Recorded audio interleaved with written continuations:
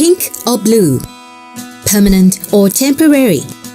To hack or to build? These complex issues arise when we become homeowners. Some will only experience these once in their lifetime. Others will face it multiple times throughout their entire lifetime. When it comes to building our homes, we just want to create, change, and customize anything we want with ease, simplicity, and enjoyment, no matter who we are or where we are. At Monoloft, we aim to make home building process fun, easy, and exciting for all by being transparent, not just on pricing, but every aspect of the design and build.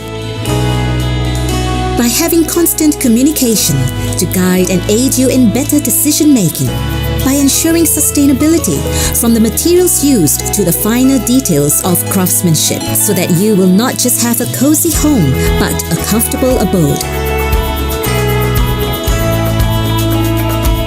Monoloft Joseph actually give us a peace of mind.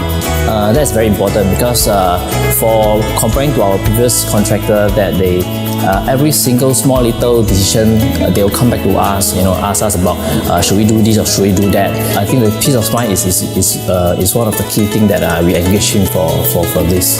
We are going through this extra mile to not just make things great for you, but also for ourselves, as we take pride in becoming your creative solutions provider.